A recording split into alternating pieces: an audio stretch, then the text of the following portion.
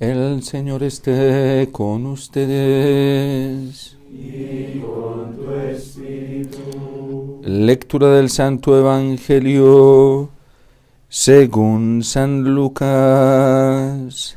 Gloria a ti, Señor.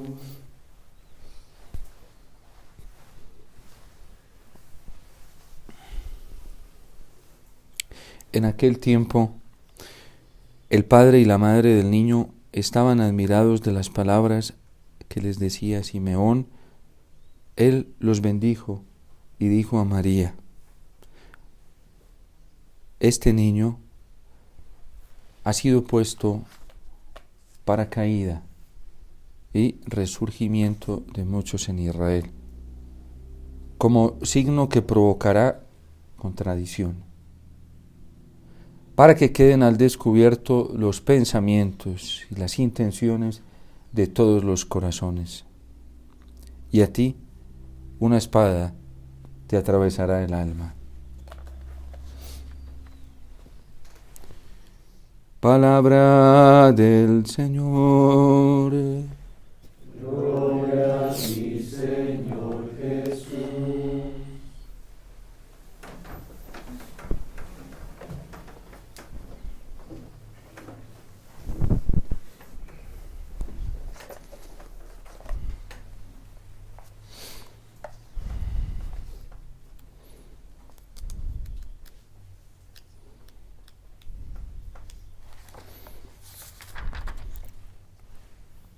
Celebra la Iglesia hoy, Iglesia colombiana, la memoria obligatoria de Nuestra Señora de los Dolores.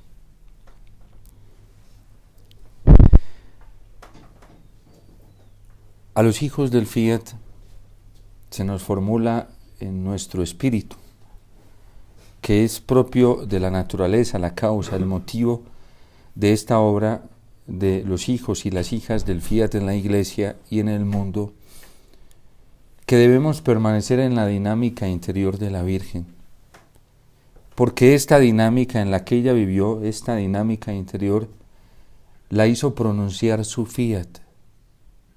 Y esto lo hizo ella como un eco del Fiat que Cristo había pronunciado ante el Padre.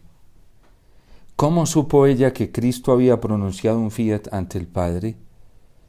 Y que a través de este Fiat se había convertido en ofrenda perfecta, porque las ofrendas presentadas en el Antiguo Testamento no eran perfectas, ya no le agradaban a Dios. Por eso vino Cristo al mundo. Y por eso cuando se presenta al Padre como ofrenda perfecta en la eternidad, el Padre acepta esta ofrenda, porque ninguna ofrenda del pasado le había satisfecho. Ninguna ofrenda del pasado era agradable. ¿Cómo lo supo la Virgen? Lo supo por el contacto permanente, consciente, orante, reflexivo, meditativo, capcioso con la palabra del Señor. Porque ella no dejaba caer ni una sola de las palabras de la Sagrada Escritura, ni dejaba de prestar atención cada vez que escuchaba o iba a los libros sagrados, y allí descubrió todo esto. Lo que a veces a nosotros nos cuesta descubrir de la voluntad de Dios, ella lo captó de manera inmediata y clara, escuchando a los profetas, meditando la Torá una y otra vez, yendo a los escritos, meditando en ellos, orando con los salmos, meditando día y noche con ellos, porque así lo hacía. Por eso esta dinámica interior de la Virgen es tan importante no solo para nosotros, los hijos y las hijas del Fiat, sino para todo el mundo. Cuando Dios ve la Iglesia en dificultades y ve al mundo en dificultades, manda el Espíritu Santo para que el Espíritu Santo suscite una luz de esperanza y suscite como una salida en la humanidad y en la Iglesia para poder salir de la encrucijada. Eso es un carisma en la Iglesia. Y a nosotros se nos dio por carisma el Fiat, pero no es solamente para los hijos y las hijas del Fiat, sino que es el llamado que Dios le está haciendo hoy a la humanidad y le está haciendo a la Iglesia, Acabamos de escuchar en la carta a los Hebreos que con clamores y súplicas Cristo sostuvo su fiat ante el Padre, y por eso, ofreciendo clamores, ruegos y súplicas, se convirtió en una ofrenda verdadera y real. La ofrenda auténtica a Dios, el culto auténtico a Dios, el verdadero culto que le encanta a Dios, el verdadero canto de alabanza para Dios, la verdadera oración de alabanza, la súplica, la adoración, es la obediencia a su palabra y a su voluntad. Un rebelde a la voluntad de Dios, alguien que se obstina en hacer lo que él quiere, lo que a él le piensa, o lo que los deshombres quieren, es una persona que hiere y lastima el corazón de Dios. Es una persona que le hace daño a Cristo. Y por eso Simeón se lo advierte a la Virgen: a ti una espada te atravesará el alma, porque habrán algunos que le obedezcan y otros que no le van a obedecer a Cristo. Y ese es el dolor más amargo para el corazón de la Virgen. Nuestra desobediencia al Señor. Nuestra falta de conciencia de que la salvación, la única causa de salvación para la humanidad, para la iglesia, es la obediencia a la palabra del Señor. A ti misma una espada te atravesará el alma, porque este está puesto como signo de contradicción para elevación y caída de muchos. Así como un corazón obediente, dócil, que se preocupa todos los días por escuchar al Señor, por escuchar su palabra, por meditarla, por acogerla en su corazón y por el esfuerzo que hace todos los días de obedecerla, le causa consuelo al corazón de la Virgen. Un corazón que no le presta atención a la palabra del Señor, que le presta atención a otras palabras, que le presta atención a otras promesas, que se presta atención a sí mismo y no a la palabra del Señor, es una espada que traspasa el corazón de la Virgen y es un motivo de dolor muy grande para ella. Yo recuerdo que a mí desde un principio, cuando llegué a la comunidad, me contaron y me dijeron esto: ¿por qué el color de nuestro hábito blanco y azul oscuro? Y nos dijeron blanco por el llamado a la pureza que tienen los hijos y las hijas del Fiat. Y no quiere decir que a nosotros no nos iban a intentar con impurezas. Es que la virtud de la pureza es verdadera cuando pasa por estas pruebas. De hecho, también recuerdo que desde un principio a mí me dijeron que esto no iba a ser muy fácil, que si estaba dispuesto a aceptar este llamado, pero que no me preocupara por lo que dice el Salmo hoy. Dice que el Señor es nuestro refugio y que cuando Él se convierte en nuestro refugio, uno no queda defraudado. Y yo recuerdo que me decían: va a ser muy difícil, pero no tengas miedo, porque la Virgen y el Señor estarán prontos para ayudarte. Así como Cristo. Para Cristo no fue fácil, pero sabía que tenía al Padre y a la Madre ahí cerquita para pedirle ayuda a ellos. Y también recuerdo que me dijeron que el color del hábito era azul oscuro, porque era un color mariano, muy poco común hoy en la iglesia, porque de azul oscuro se había vestido la Virgen el día de su dolor más amargo, que fue el Sábado Santo. A veces algunas tradiciones lo tienen como negro, pero es azul oscuro. Nosotros los hijos del Fiat somos una comunidad reparadora, y la reparación empieza con nuestro carisma, con sentido de iglesia, vivir la glorificación del Padre, es decir, dándole el culto verdadero al Padre, obedeciéndolo en todo. Así nos pidieron a nosotros glorificar a Dios. Y es que todo ser humano, todo cristiano que quiera glorificar a Dios verdaderamente debe hacer su voluntad. El que no le obedece a Dios, ni saca tiempo para escuchar su palabra, ni le interesa su palabra, ni lo mueve su palabra, ni es lo que lo motiva, es alguien que no quiere glorificar a Dios. Padre, sí, yo glorifico al Señor, vea cómo alzo las manos, alabaré y hablo y canto y hasta en lenguas y todo. No, eso es desde adentro, del corazón. Dios reclama una obediencia desde el corazón de adentro, no apariencias. Dios está cansado de tanta apariencia, de tanto maquillaje. A través del Papa Francisco nos lo ha dicho repetidas veces. Dios no quiere una fe de apariencias y de maquillaje. Y hoy dentro de la Iglesia Católica hay mucha apariencia y mucho maquillaje. ¿Qué creemos? ¿Que nos vamos a burlar de Dios? ¿Que es que Él no ve lo que hay en nuestro corazón? ¿Que es que Él no se da cuenta de lo que hay dentro de nosotros? Nos conoce, dice San Agustín, más que nosotros mismos. Está dentro de nosotros más íntimamente que nosotros mismos. Dice el salmista, cuando me acuesto, cuando me levanto, ¿a dónde podría huir lejos de tu espíritu? ¿Dónde podría escapar de tu presencia? Si escalo el cielo, allí estás tú. Si me escondo en el abismo, allí te encuentro. De Dios no nos podemos burlar ninguno. Así le mostremos al mundo una cosa distinta. Y así nos vistamos de santos, de piadosos, de fervorosos. Si en nuestro corazón no está la disposición de Cristo y de la Virgen para obedecerle a Dios en todo, eso es una espada de dolor para el corazón de la Virgen. Por eso nosotros no digamos que amamos verdaderamente al prójimo, si no amamos verdaderamente a Dios, porque es imposible amar al prójimo verdaderamente si antes no se ama a Dios. Quien ama al prójimo sin amar a Dios, explota al prójimo. Lo explota, se aprovecha de él, lo manipula. Lo tiene solamente para el centro de sus apetencias, de sus deseos, de sus proyectos, para lo que a él le interesa. Y hay gente dentro de la iglesia que en nombre de la religión explotan a las pobres personas.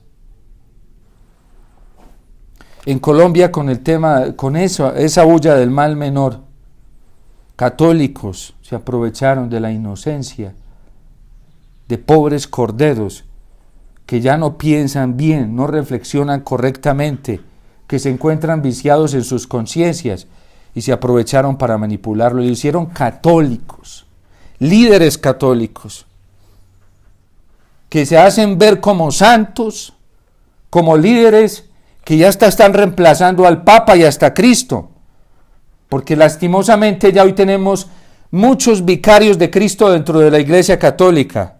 A muchos se les dio por ser vicarios de Cristo y tienen la autoridad del vicario de Cristo, y son los que tienen la autoridad del Papa para mandar a la gente y decir qué deben creer, qué no deben creer, qué deben escuchar, qué no deben escuchar. Y eso es una tarea que se la dio el Señor a Pedro. Y en Pedro a cada papa, ¿sí? En este caso al Papa Francisco, que es el que tiene el deber y la tarea y la misión de confirmarnos en la fe. Parece ojalá fuera exagerado lo que estoy diciendo. Ojalá, si mis ojos no vieran, si mis oídos, y eso me van a pedir cuenta si omito esas realidades, porque hay algunos que para no asustarse ante eso, se tapan los ojos y los oídos. Y eso es muy grave, porque de eso nos van a pedir cuentas. Después el Señor nos va a decir, mira, yo te lo mostré, porque este está puesto como signo de contradicción y para que queden al descubierto las intenciones de muchos corazones. Hoy la gente no quiere ver la realidad, se tapa los ojos, los oídos y todos los sentidos para no darse cuenta de la realidad. Y Dios está destapando la olla, levantando el tapete para que veamos. Después no vayamos a decirle, no Señor, yo no vi nada. Te lo mostré, tú no lo quisiste ver. Tú no lo quisiste ver. Ay, Padre, es que eso me da susto.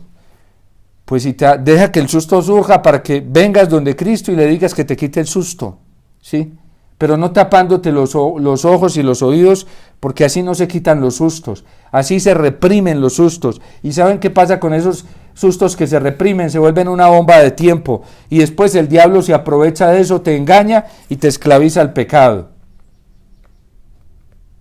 Claro que nos asusta, Claro, dice el Papa Benedicto XVI que es apenas natural sentir cierto temor ante estas cosas. Uno ver que quien uno creía que verdaderamente era lo más santo y caminaba lo más virtuosamente ahora, porque el Señor dice, es claro en su palabra, quedarán al descubierto los pensamientos y las intenciones guardadas de muchos corazones.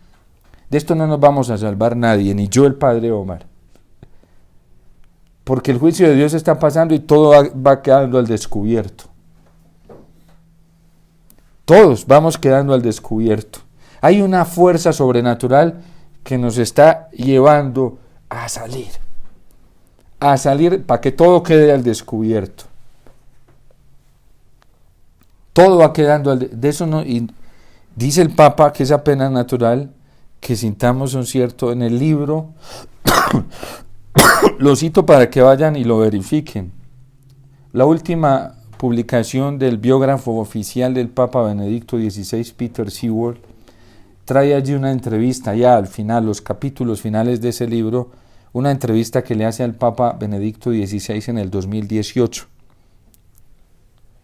En esos últimos capítulos habla de la relación del Papa Benedicto XVI con el Papa Francisco, que fue una relación afectuosa, fraternal, respetuosa, cariñosa, de respeto entre los dos, de obediencia de parte del Papa Benedicto al Papa Francisco, testimoniada también en varias ocasiones por el Papa Francisco, quien agradeció el respeto y la docilidad del Papa Benedicto XVI.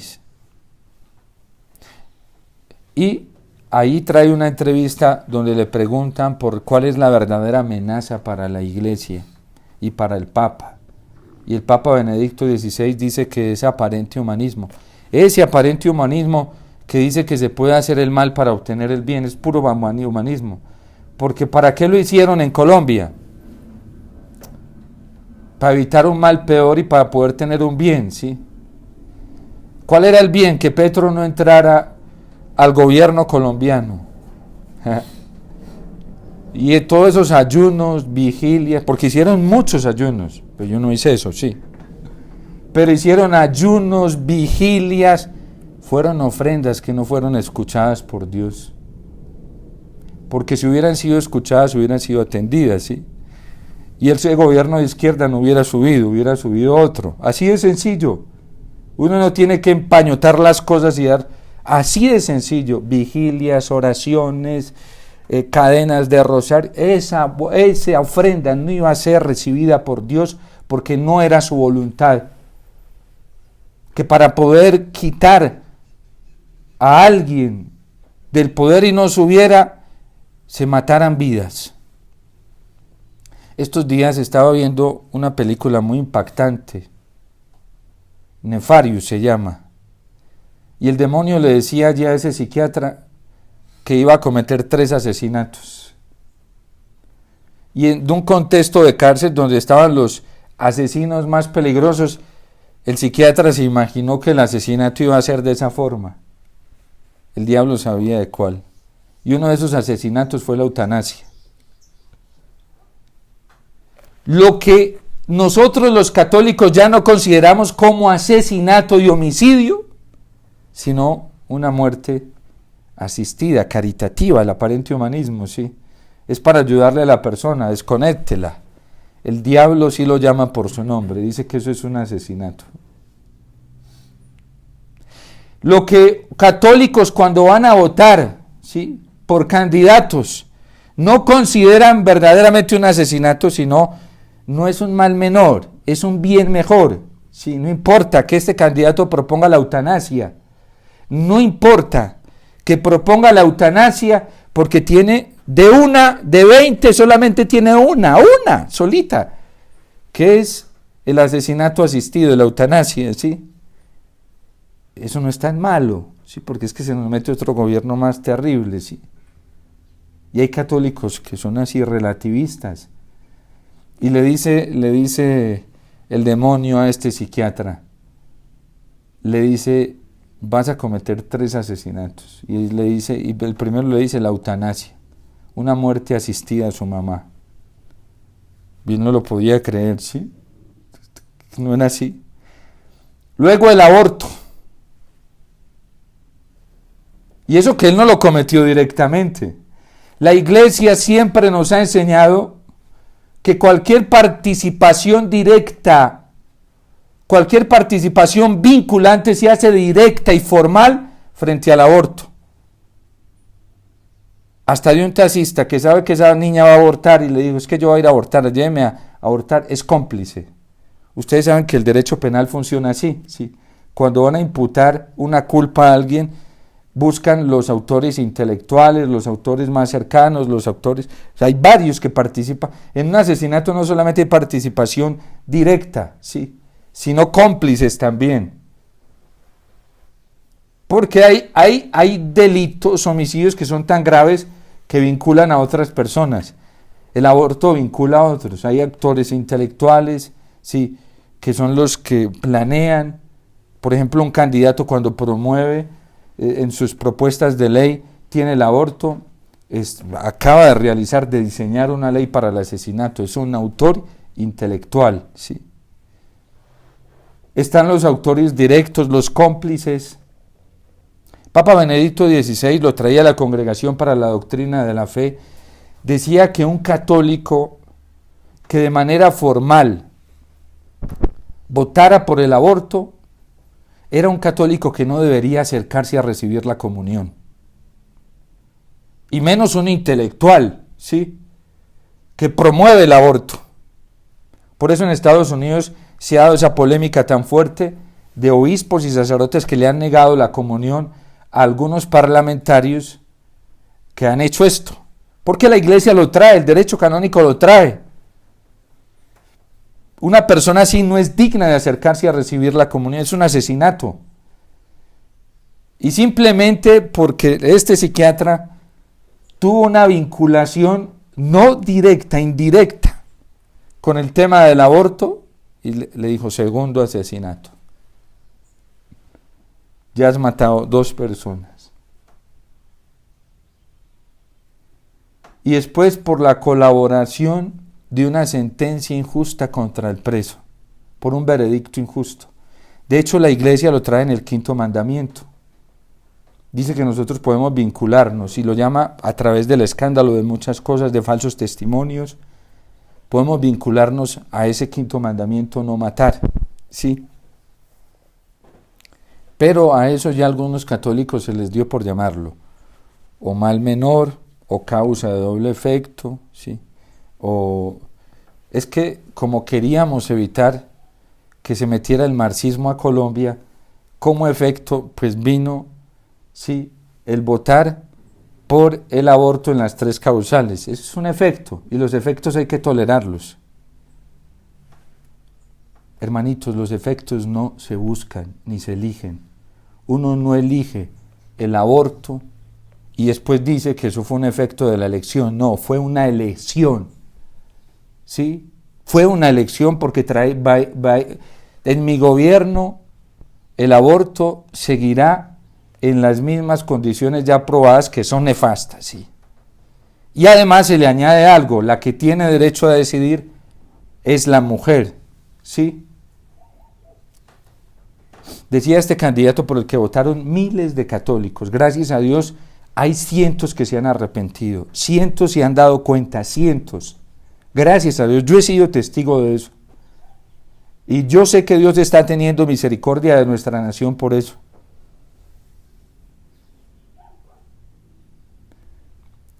Miren, es tan tremendo que la despenalización del aborto en Colombia hasta el 6º mes, sí, eso tuvo que ver con católicos también. Nosotros no lo sabemos directamente, pero también fueron cómplices. Hubo profesionales allí que son católicos, cómplices para que eso llegara a donde llegó. Pero son católicos brillantes. Y son reconocidos hasta por la Iglesia y todo. Ay, si nosotros miráramos como mira Dios, miráramos como mira Dios, a ti una espada te atravesará el alma.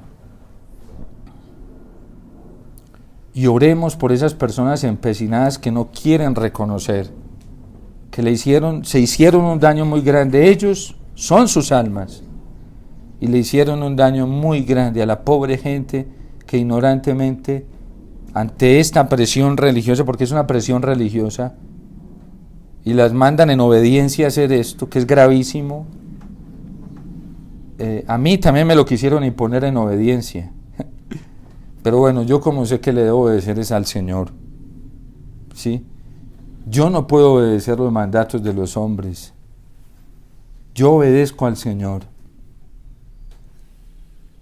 Y todos los días trato de renovar esa respuesta al Señor. Asociarse, como nos dice hoy la oración colecta, a la Virgen es asociarnos al dolor de la Virgen y a lo que significa la desobediencia al Señor, la desobediencia a su palabra. Por eso estamos llamados todos a hacer la voluntad de Dios, es la causa de salvación. Si no obedecemos a Dios, no hay ofrenda agradable, no hay oración perfecta, no hay culto razonable. San Pablo dice como hostias vivas. Es la obediencia al Señor, no es otra cosa. La obediencia a Dios, al Padre de Cristo trajo unos efectos. El efecto de la encarnación, el efecto de su vida privada en Nazaret, el efecto de su vida pública, el efecto de su pasión, muerte, resurrección y ascensión, fueron efectos de la obediencia. Y nosotros debemos optar por el Señor si queremos salvarnos y si también queremos ser instrumentos de salvación como lo fue la Virgen y lo es la Virgen para otros. La carta a los Hebreos hoy es clara en decirlo. Cristo en los días de su vida mortal, a gritos y con lágrimas, presentó oraciones y súplicas al que podía salvarlo de la muerte cuando en su angustia fue escuchado. Es la ofrenda que presentó Cristo. Clamores, oraciones y súplicas con lágrimas. Es la ofrenda que hace Cristo en la Eucaristía todos los días. Cristo no se va por allá a pelear con nadie. Le pide y le suplica al Padre. Es que nosotros los católicos no estamos comprendiendo que esa es la ofrenda agradable a Dios, con clamores, con súplicas, con lágrimas a Dios, y nos salva. Pero la gente hay católicos que se están entreteniendo más en el tema político que en la Eucaristía. ¿Qué es más importante? ¿La esperanza política o la esperanza que me ofrece Cristo en la Eucaristía? ¿Qué es más importante para Dios? ¿El clamor y la súplica que le presenta Cristo cada vez que se ofrece en la Eucaristía? ¿O la esperanza política? ¿O las bullas políticas? Hay católicos que están así, están embelesados, ciegos, completamente ciegos. Y yo le apuesto que hacen más propaganda a políticos que se están aprovechando de la gente, que se están aprovechando de la religión. La Iglesia Católica no es para manipularla ni para obtener votos. La Iglesia no es un instrumento político, entendámoslo, comprendámoslo. Es un instrumento, un medio que Dios tiene en esta tierra para salvarnos.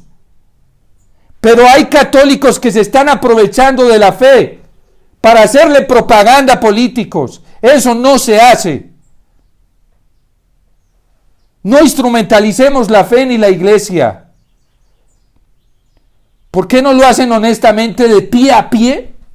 Como lo debe hacer toda persona que quiere ganarse la confianza de un pueblo, de una nación. Eso es injusto. Que algunos se estén aprovechando de la fe, se estén aprovechando de la Iglesia, se estén aprovechando de la piedad para hacer propaganda política. Y nosotros los sacerdotes debemos denunciar eso. El Papa se lo dijo a los obispos en África hace poco: no sean siervos de Estado. Y a los sacerdotes nos está diciendo: no sean siervos políticos. Y hay sacerdotes y obispos así, lejos de nosotros. El concilio a nosotros no nos permite participar en política, pero tenemos que denunciar. La política es una vocación buena, muy buena, cuando se hace justamente, y la iglesia no está en contra de ello. Pero mire, la iglesia ha tenido en la historia situaciones muy amargas cuando se ha enmaridado con la política. Ya todos sabemos por historia de la iglesia lo que pasó con Enrique VIII, ¿sí? Y era que la iglesia estaba enmaridada en política, trajo una división para la iglesia, y de ahí vino la iglesia anglicana. Porque este rey, este presidente, este emperador, bueno, la forma de gobierno en ese momento era monárquica, ¿sí? Quería que la iglesia se sometiera a lo que él quería, ¿sí? Y tenemos la historia. Se me fue ya. Sí. Bueno, se me fue. De Tomás Moro. Santo Tomás Moro, que no quiso obedecerle al rey y prefirió obedecerle a Dios y a la iglesia. La iglesia tiene resultados muy amargos de eso. No cometamos el mismo error, ni hagamos cometer a la gente el mismo error. Nunca, miren, no hagan lo que hacen muchos políticos, que cuando están en propaganda política ahí sí van a misa, ¿sí? Ahí sí se ponen camándulas, se ponen camisetas religiosas porque les conviene. ¿No tuvimos a Petro así también? En plena campaña política presidencial se ponía rosarios, ahí sí le pidió audiencia al Papa. Porque es que la religión es un poder, ¿sí? La fe es un poder y la Iglesia Católica tiene el poder de Dios.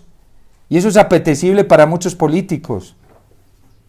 No hagamos eso, por favor. No utilicemos al Señor, a la Virgen, la fe. Y un político honesto lo hace de pie a pie, como se debe hacer, ganándose la confianza del pueblo, que lo conozcan porque va y dialoga con ellos, se muestra como es, de pie a pie, de día en día, de minuto a minuto, allá por los campos, allá con la gente sencilla, no aprovechándose de las masas, simplemente por algún prestigio, algún poder religioso, o algún poder económico, o algún poder social. No, eso no es honesto ni justo. Hay políticos que lo han hecho así de pie a pie, ¿sí? Lo que pasa es que hoy muchos políticos ya tienen maquinaria, no solo política, tienen maquinaria religiosa. Y si nosotros los pastores no nos ponemos las pilas para cuidar a las ovejas que el Señor ha puesto a nuestro cargo y advertirlas para que luego no se las devore, terminan devoradas. Hay que orar. San Pablo nos dice que ¿qué debemos hacer nosotros por los mandatarios? Orar por los políticos, orar, ruegos y súplicas, ofrecer la Eucaristía por ellos, pedir por ellos. Pero hasta allá. Más de allá no nos toca. No utilicemos la iglesia, no manipulemos a la Virgen, no manipulemos lo sagrado, no manipulemos la verdadera piedad, no manipulemos al Espíritu Santo, no manipulemos a nuestra amada Iglesia Católica. No la manipulemos. Que si van a hacerlo como católicos, háganlo, pero sin aprovecharse de la iglesia. Porque es que allá hay que pedirles que, si lo hicieron como católicos, den testimonio de católicos, y algunos ya no lo están haciendo. Y la gente se deja engañar muy fácilmente por cualquier cosa por ahí que le parece medio bonita. No, hay que ver los principios morales. En eso se fija Dios. ¿Por qué Dios no quería sacrificios ni ofrendas en el Antiguo Testamento? Porque ya no había obediencia a Él. Él se complace en la obediencia, no en los sacrificios, ofrendas y holocaustos. Si tuviera hambre yo te lo diría. Todo lo que hay en la selva es mío. No beberé sangre de toros ni tomaré sangre de cabritos.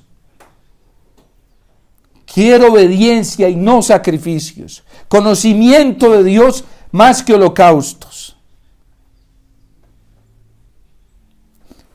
La libertad cristiana siempre se ve amenazada por estos ámbitos: el ámbito político, el ámbito social, el ámbito económico, el ámbito cultural. Y por eso nosotros tenemos que abrir los ojos. No importa que sean pocos.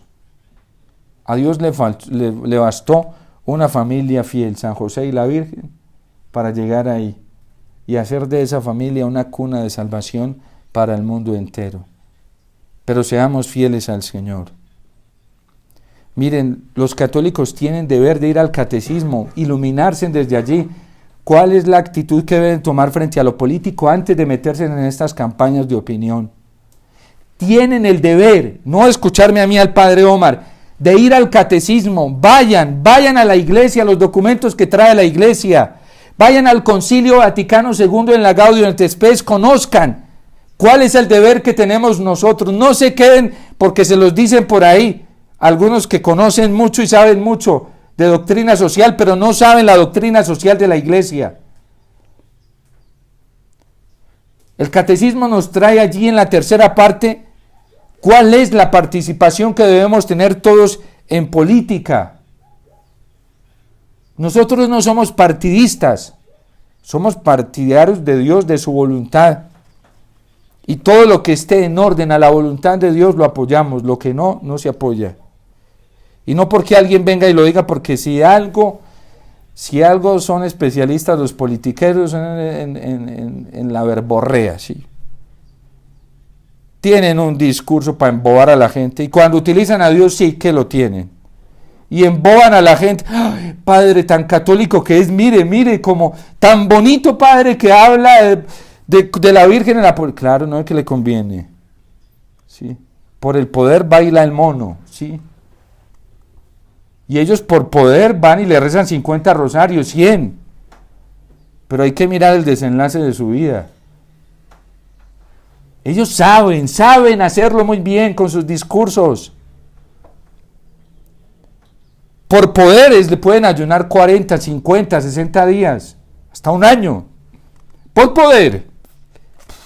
Mejor dicho, ¿qué no es capaz de hacer? A mí me ha tocado verlos yendo hasta 2, 3 misas en un día y buscan las misas más llenas para ir. Cuando están en campaña, y yo, ay, tan bonitos, tan religiosos, ¿sí? Y después usted no los vuelve a ver así.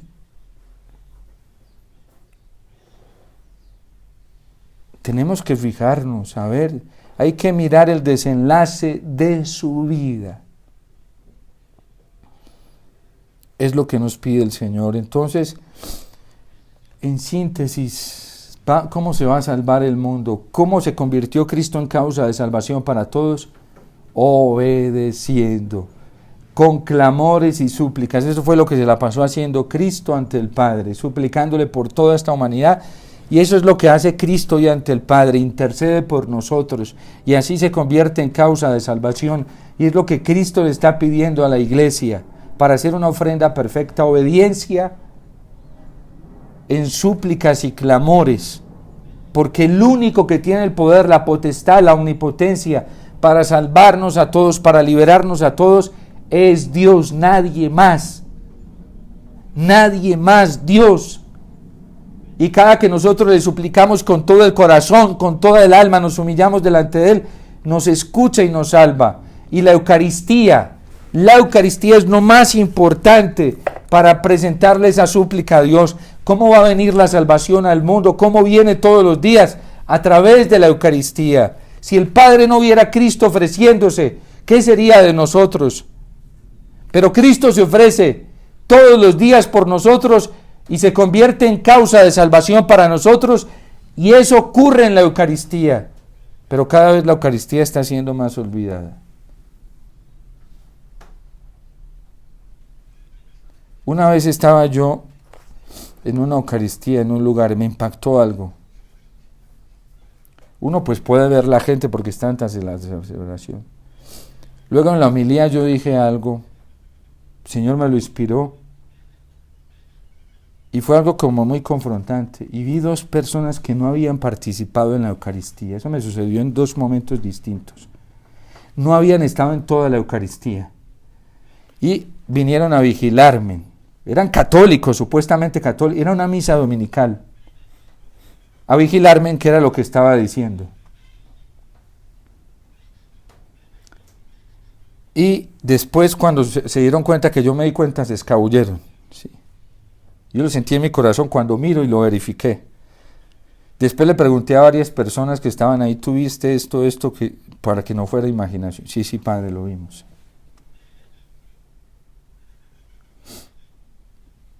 Detrás de estas homilías hay mucha gente vigilando, sí. No para buscar a Dios o su voluntad, para otra cosa, sí. Pero a mí me sirve, para mí es una bendición, ¿no? Es que la palabra de Dios dice que saca a la luz, sí, los pensamientos. Aquí salen a la luz los pensamientos del padre Omar, sí. Y me impactó mucho porque el interés de ellos no era la Eucaristía, era ver qué decía el padre Omar en la homilía. Después dije, yo iba a dar el beneficio de pronto fue que después otro evento diferente, con las mismas personas, lo mismo. Llegó una persona a la hora de la homilía, se sentó, y yo se lo dije ahí de frente, sí. Y se puso, esa persona se asustó toda y se fue. ¿Por qué se asustaría? No era la Eucaristía. Y era un día dominical.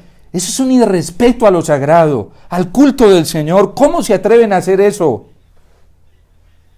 Pero miren cómo vamos haciendo y deshaciendo con la Eucaristía, desacralizando algo sagrado. Y está muy bien que vigilen, todo eso lo saben mis superiores, sí. Que vigilen, ¿qué digo yo? Pues para eso, tranquilo que todo eso lo pueden encontrar todos los días en las homilías en internet, ahí están, sí. Ahí están, públicas. Pero ¿cómo vamos desacralizando, manipulando, instrumentalizando lo sagrado? Pobres personas, pobres.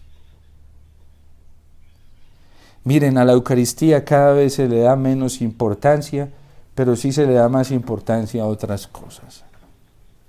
¿Qué nos va a salvar a nosotros? ¿Qué es lo que nos salva? El fiat de Cristo, la obediencia de Cristo, la obediencia de la Virgen se convierte en instrumento de salvación. ¿Dónde se manifiesta esa perfecta obediencia? En la Eucaristía.